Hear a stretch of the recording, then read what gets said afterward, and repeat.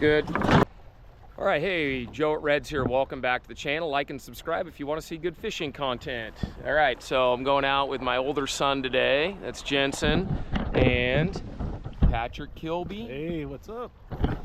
He is the fly category manager at RIO Products. We're going to be doing some R&D on flies today, just having some fun. We've got a bunch of rods in the boat. We got 8 sticks. We're going to do a whole bunch of different stuff, but one of the goals is to get some dry fly fishing on Skwalas today. It is mid-March, so our arsenal, we got one tight line rod here as a backup. We've got another tight line rod, another tight line rod, an R8 Classic. That's our dry fly specific rod. My son is gonna kind of hone his spay casting a little bit today with this Beulah, and we've got another dedicated dry fly stick here, and my son's going to be doing some tight line streamer fishing out of the back, and then Patrick's got he's got a super duper top secret dropper on. He's fishing a Sage R8 with a RIO Gold Max line on it to turn over all that junk in the trunk. It's a pretty good sized rig. So anyway, we're gonna go fishing. We'll see what happens. We don't have any specific purpose other than having a great time and catching some trout. Thanks for coming along for the ride. All right, literally the first drift of the day for Kilby. Fishing sitting down. He's all relaxed, all chill, all style. Dude, nice trout. Literally the first drift on the super top secret. Fly to be named later. Nice job. We're gonna pull in and park the boat and get this fish netted right here. Beautiful. All right, we got him in kind of a swift spot here. Really fast right here where we're at.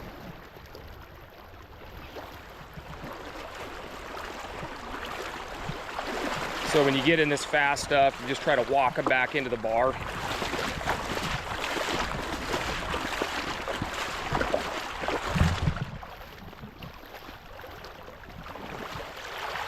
Drop. Beautiful. Gorgeous. Gorgeous trout. Look at that. That's just a slab. Look at that. Beautiful. Let's get him unhooked. There he goes. All right. How'd that go down? Well, it went down fast, if you, if you want it in a word. So the fish are in these inside seams, really soft water. I don't know, just keep it in the soft water. I made one mend and the fly sank, so he was on it quick. It was just that easy. That's usually not a good sign when you get a fish on the first cast, because they don't feed like that all day. Like, we want to get right after it right now, because that on these cold spring days, sometimes there's a short feeding window and we might be in it right now. We don't want to drag our feet too long. We're gonna go try to get another one and make sure. All right, first fish of the day on foot for the kid. Well, technically not a kid anymore. You're held to man standards now at your age. Nice rainbow. Nice rainbow. Good job, man.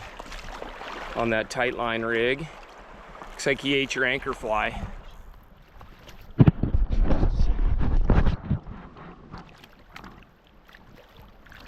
Beautiful. Dude, nice job, man. Let's get him unhooked and send him on his way. Very nice fish. Very, very nice fish. Okay. All right, away he goes. All right, man, how'd that go down? Man, just right here in this really slow green water. I mean, I was feeling like the occasional bump on the bottom, leading it, and then just one bump. I couldn't get it to keep moving. Set, and there he was. So pretty subtle take. Very subtle. Nice, and you're on your tight line rig. On the tight line. So he's running, so that's your reel you won in a casting competition, and then tell him how you rigged it up so that you could use your favorite reel and take it. You have a Sage Sonic normally for that reel. Yep, and so I just got my 5-weight dry fly line on there, and then I got the Euro Shorty, which I believe is 20 feet, and you just do a loop-to-loop connection with your dry fly line. Yeah, right there. Right there, and then you got 20 feet of this Euro line, and then I'm just running a couple feet of mono into my cider ring, and then tip it down to the flies. Yeah. Yeah, good rig, especially if you have like your favorite reel and you want to use it for a tight line rig. That Euro nymph shorty is a good way to go. And I'm gonna rant for just a second. Like, a lot of people misunderstand tight line. I call it tight line nymphing because it's Euro nymphing.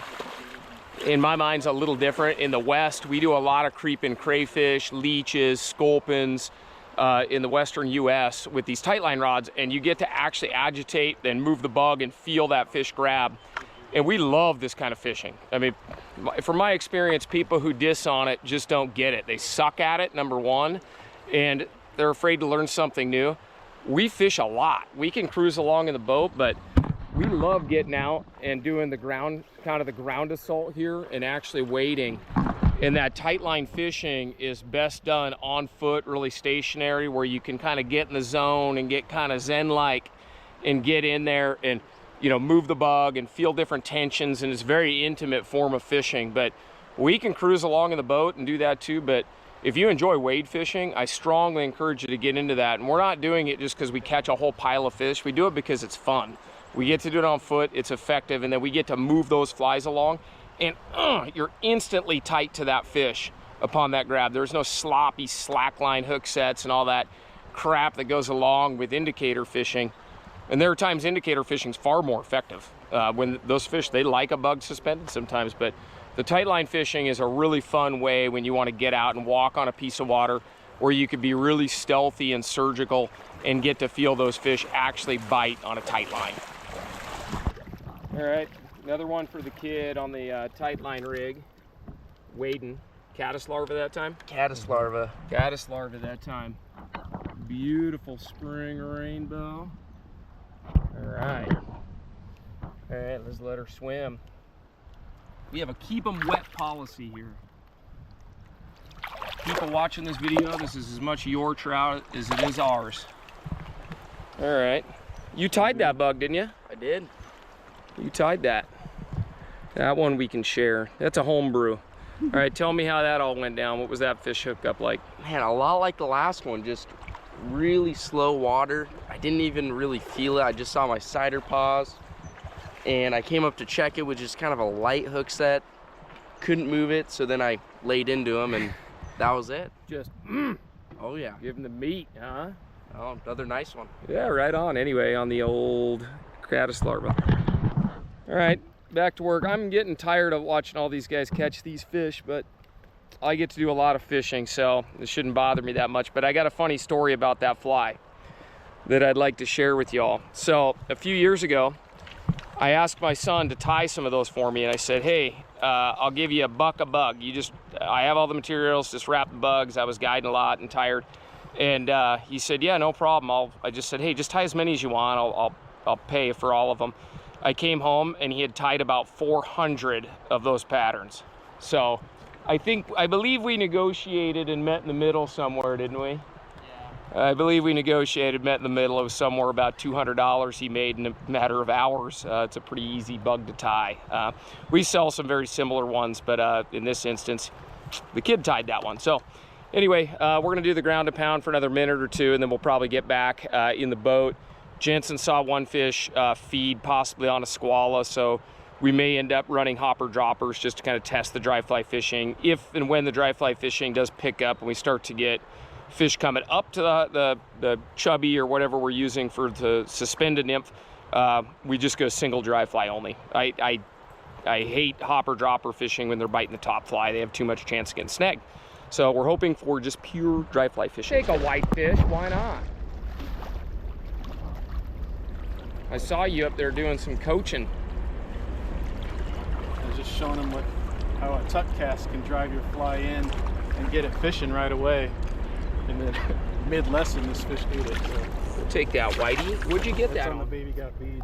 Oh, baby got bead. That's a great anchor fly for this, man. Simple, but it's got a lot of action to it. Heavy. It's heavy. That's what I love about it. So twitchy. There, the mighty Whitey. All right, so show us a tuck cast real quick. Like, just explain that. So, just first picture your line, your fly landing straight up, and now you've got to wait for it to kind of pivot down to get into the fishing zone. So it might slow you down and not get fishing right away. Whereas if I cast and then lift my rod tip up, it pivots the fly and drops it straight in, and it just sinks immediately to the bottom and gets fishing right away. Show us the rod action of that. Just So first, if you just cast up, it's like a tight line, right? Whereas if you tuck cast it, you just lift, and then it drops it straight down, and you're fishing almost immediately. so if somebody's brand new, go ahead and throw a tuck cast again here, Patrick, and I'll kind of narrate just to make sure the audio is close enough. But all right, so that's a normal, just kind of flinging it upstream, right? Whereas a tuck cast, you just lift, and then it just shoots it straight down into the water. so it does a couple things. The fly hits first, and then you have loose or slack line landing on top of the fly. Yeah, your line is almost vertical, so it just can sink immediately versus laying flat, you got all that surface tension. Yeah, the tuck cast, there's probably other resources or videos that'll show you like slow motion or detail, but the tuck cast is critical, like in swift pocket water, especially fishing around logs, brush, stumps, crazy technical water. It helps all the time, but when you're in that really techie, boily stuff where especially a lot of big trout live, like those really aggressive technical seams, the tuck cast is critical. Okay, we're getting in the boat. Some of this water in March is very, very tough. It looks easy. Oh, you're right on that stick, dude. Snag. That means you're rowing, dude. You get a snag, you row. That's the new rule. 2 snags in 2 minutes. We just invoked martial law on the rowing rules here. You snag, you row, kid. Want to be in the eddy. Little tuck cast, man. Gentle guys. Tuck cast it right in there into that pocket. Good cast. Good cast. Then you can roll it right to the high stick. Just start high sticking, man. Just go right from that tuck cast to the men. Get in that eddy, man. Get in that eddy. Good soft water. Good. Good job, good job. Way to bring it right to the high stick. Same thing, tuck cast directly into the high stick. Nice shot. Nice shot, guys. Perfect hold, perfect hold. Just be patient with it. Oh my gosh, that is fishy. Yeah, keep running that all the way till it dies. Run that till it dies, dude. Keep going, keep going. Nice drift. We're going. All right, so we were looking along the shore here, and this is a nymph. And this Skwala stonefly nymph was within 12 inches of the bank. There was a couple of them there. And you can get a pretty good idea of what that guy looks like. Really laggy, long tails, long antennas on the Skwala. Unlike a salmonfly nymph and some of the other families, the stonefly nymphs, the Skwala has really gangly features, and so that's why that silly leg stone from Rio does a really nice job of imitating this bug right here. So has a very thin body and very long gangly legs. So we'll show you some close-ups of that fly that we're fishing to imitate this, but this bug is just staged to hatch. Stoneflies crawl out of the water. This will live 2 to 4 years in the water until it's mature, and then it'll migrate out, go through its metamorphosis, and become an adult flying insect at some point. But that's the Skwala stonefly nymph right there. We'll see if we can't get one more look at that guy. What that bug looks like. Can't even lift him? Dude, that is a big fish. All right, well, Junior broke his fly off back there. And so we stopped to retie, and it took Patrick all of one cast. Oh my gosh, I can't believe I wasn't filming that. That was a huge jump. Oh my gosh. So stop. Junior broke his fly off. He was fishing off the reservation. Oh my gosh. Good fish.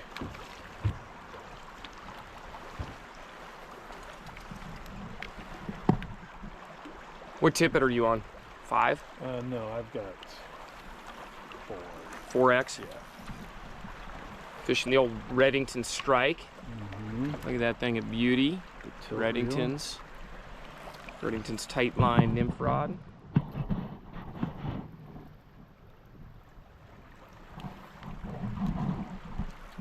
beautiful. That's a heck of a fish. Are you running single fly? Yeah.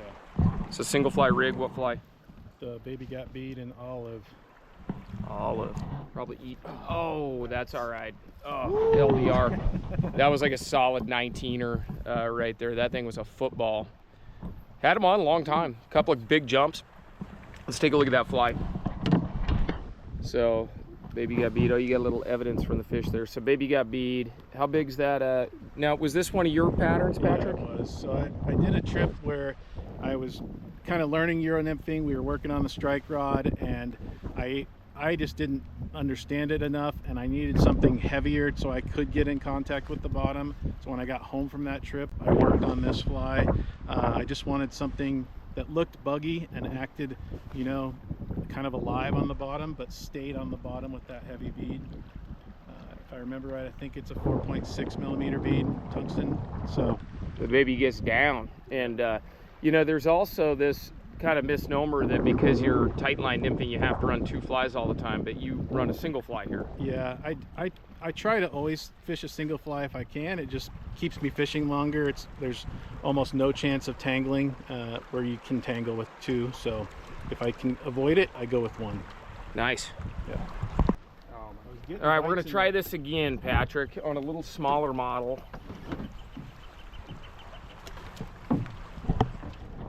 So Patrick's hooked 2 fish while you're re-rigging. Breaking off flies, snagging is the mortal enemy of success, people. Hey, you know what? It's nice we finally caught like a normal size trout, because I didn't want you guys getting too used to just catching the big ones. Nice, hooked up in the back eddy. Oh man. On the hopper dropper. He has got the silly leg stone. RIO silly leg stone on there as a dropper nymph. It's kind of a big dropper, so it's a little tedious to cast. We'll show you the rig at some point during the video today. So that fish was right in that soft back eddy water. Well, the boat is now in the back eddy. Nice fish. Oh God, he's not done, is he? That fish is just full of himself. Nice. Well done. Excellent, excellent fish. Gorgeous trout.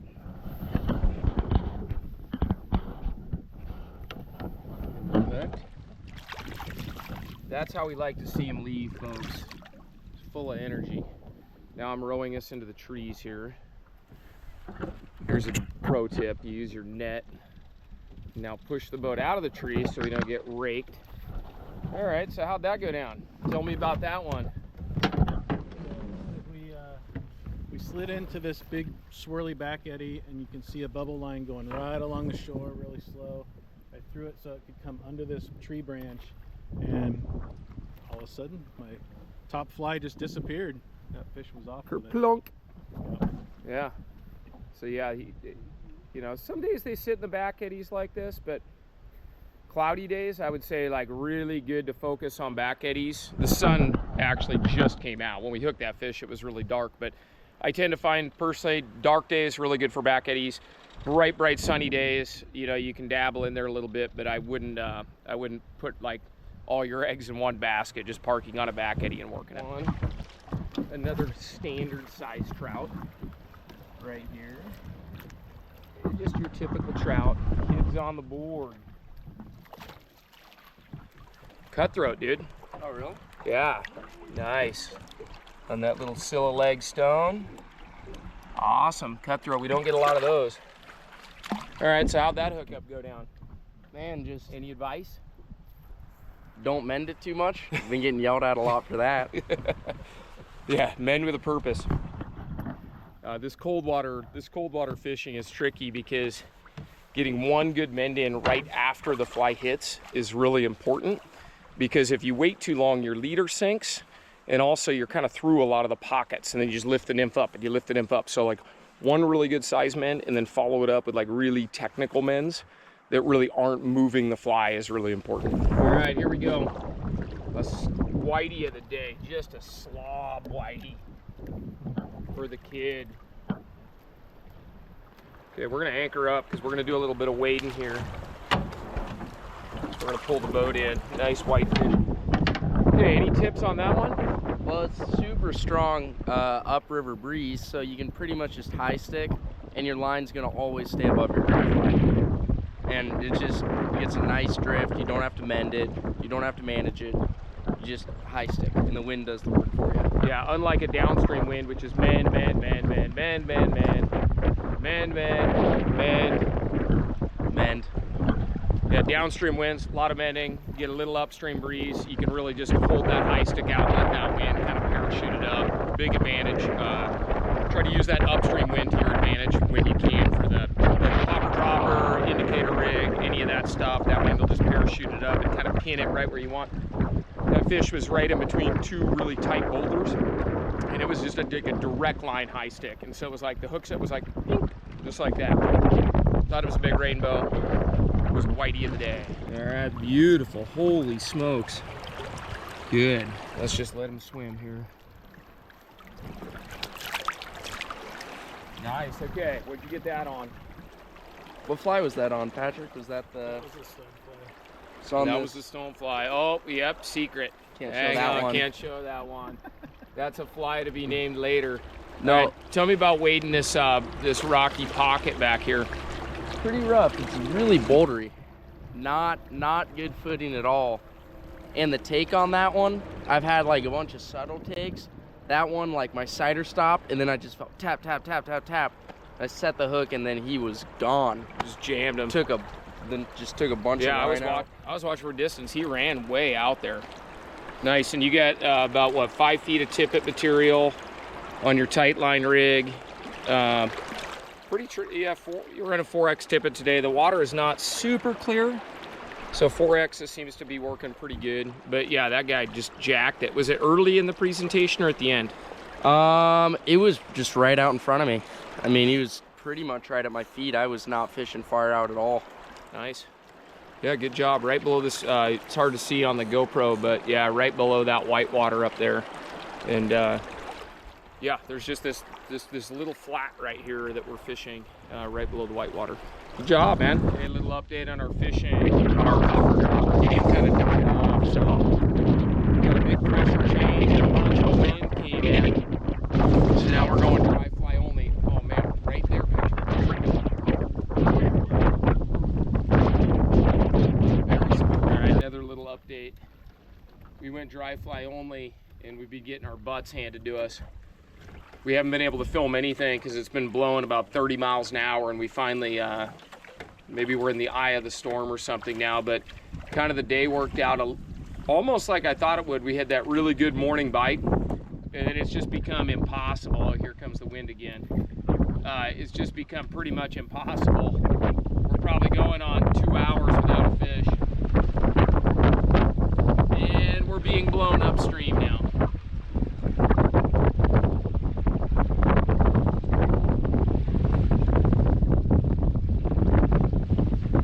We've seen no adult squallas, huge pressure change, massive wind.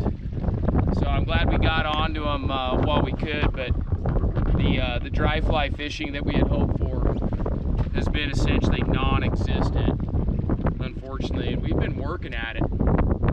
We've been grinding away and working together. And we've seen a couple of sporadic risers on blue-winged olives, but none of those fish came up, like, again, you know, second or third or fourth time. They're all just kind of one here randomly.